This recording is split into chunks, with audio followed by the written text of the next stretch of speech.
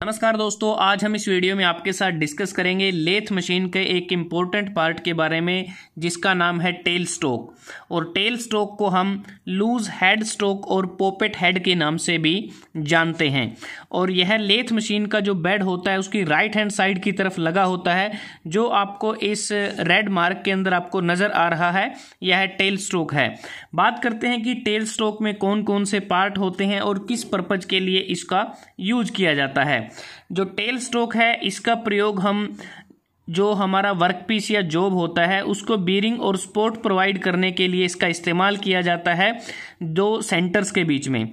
क्योंकि जो head stock का लिविंग सेंटर होता है और जो हमारा टेल स्टोक होता है उसका जो डेड सेंटर है, उसके बीच में वर्कपीस को हेल्ड करने के लिए इसका इस्तेमाल किया जाता है।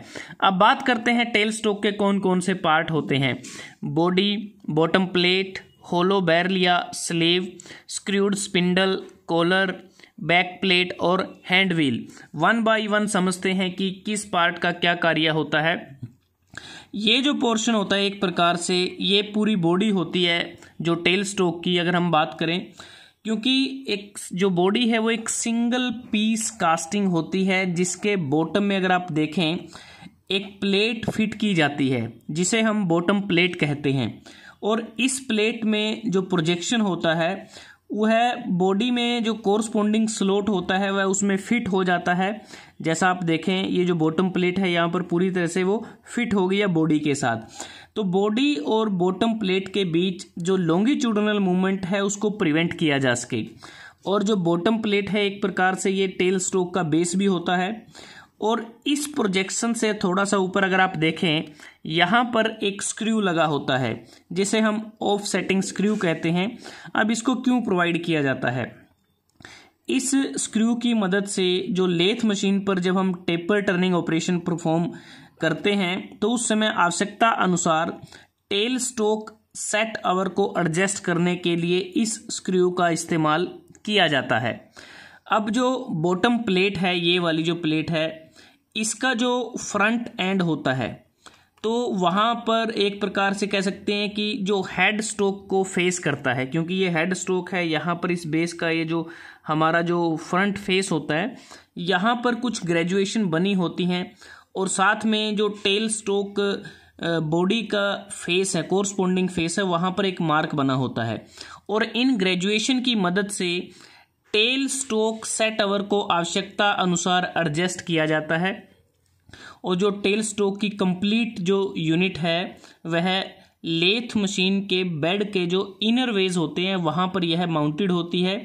और एक क्लैंपिंग बोल्ट की मदद से ये जो पोर्शन है ये क्लैंपिंग बोल्ट है, इसकी मदद से इसको जो लेथ का जो बेड है उसके इनर वेज पर इसको माउंट किया जाता है। और इस क्लैंपिंग जो बोल्ट है इसके नीचे अगर आप देखें क्लैंपिंग प्लेट होती है। तो क्लैंपिंग बोल्ट की मदद से जिसके बॉटम में ये क्लैंपिंग प्लेट होती है, जब भी टेल स्टोक को किसी पोजीशन पर क्लैंप करना हो तो जो नट है उसको स्क्रू किया जाएगा और क्लैंपिंग प्लेट को ये जो बेड है इसके नीचे अंडर साइड इसको अच्छी तरह से फिट करेंगे एक प्रकार से, तभी इसकी जो लोकेशन है उसको अच्छी तरह से हम पोजीशन को फिक्स कर सकते हैं। अब बात करते हैं कि जो टेल स्टोक की जो बॉडी है इसका जो अपर पार्ट होता है वो एक प्रकार से होलो होता है जिसे हम स्लीव या फिर बैरल कहते हैं। और इस होलो पार्ट में जो स्लीव या बैरल है इसका जो रियर एंड है, जो एक प्रकार से इसका जो पिछला जो हिस्सा होता है एंड होता है, उसमें ब्रोंज से बना एक बुश होता है। जो बैरल के अंदर ये जो स्क्रूड स्पिंडल है इसके लिए एक बीरिंग की तरह कार्य करता है, ये वाला जो पोर्शन होता है। और इस बुश के अंदर इंटरनल थ्रेड बने होते हैं।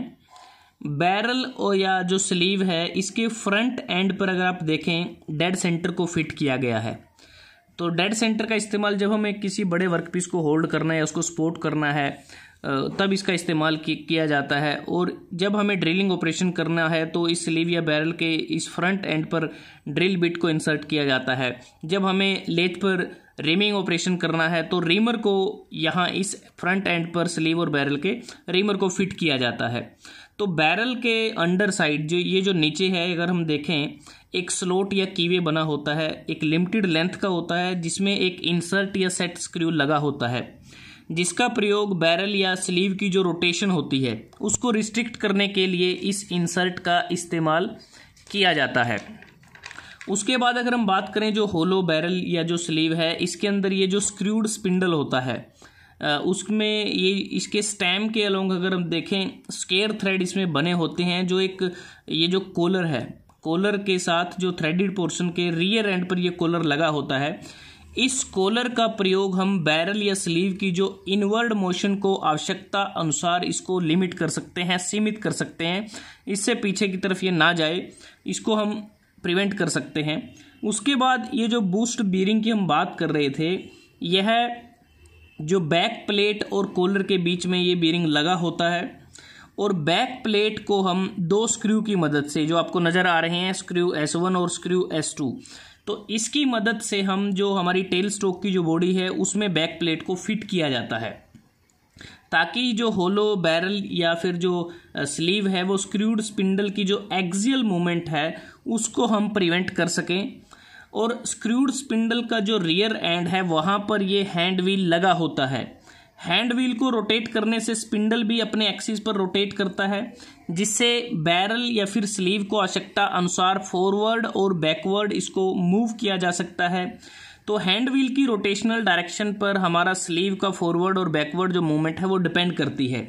अगर हम इसको क्लॉकवाइज रोटेट करते हैं तो जो स्लीव या जो बैरल है वो आगे की तरफ फॉरवर्ड जाएगा, एंटी क्लॉकवाइज रोटेट करें तो ये बैकवर्ड जाएगा। तो एक प्रकार से जो स्लीव है वो लॉन्गिट्यूडनली वो फ्री है मूव करने के लिए। और यहाँ पर अगर आप देखें एक क्लैंपिंग हैंडल लगा है। क्लैंपिंग हैंडल या जो क्लैंपिंग लीवर है, इसकी मदद से बैरल या फिर स्लीव को बॉडी से बाहर, जो टेल स्टोक की बॉडी है इससे बाहर हम जो डिज़ायर्ड लेंथ या फिर पोजीशन पर इसको हम लॉक कर सकते हैं। तो दोस्तों आज हमने इस वीडियो में आपके साथ डिस्कस किया कि टेल स्टोक जो लेथ मशीन का बहुत ही इंपॉर्टेंट पार्ट है, जिसे हम लूज हेड स्टोक या फिर पॉपेट हेड के नाम से जानते हैं, उसके क्या क्या कंपोनेंट हैं और यह किस प्रकार से कार्य करता है, और इसके जो स्लीव या जो बैरल है उसमें हम किस किस पर्टिकुलर एक्सेसरी को इसमें हम हेल्ड कर सकते हैं, टूल को हेल्ड कर सकते हैं, और यह लेथ मशीन का जो बेड है वहाँ कहाँ पर लगा होता है।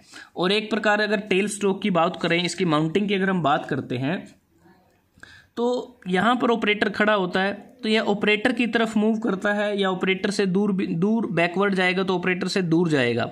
तो एक प्रकार से ये इस तरह से कार्य करता है। तो बेड के बिल्कुल राइट हैंड साइड पर रियर एंड पर ये लगा होता है, उसके इनर वेज पर, बेड के इनर वेज पे। तो आज के लिए बस इतना ही। अगर आपको ये वीडियो अच्छा लगा आप इसको लाइक कर सकते हैं, शेयर कर सकते हैं अपने दोस्तों के साथ, स्टूडेंट्स के साथ। जल्दी हाजिर होते हैं एक नए वीडियो के साथ, तब तक के लिए धन्यवाद। आपका दिन शुभ रहे।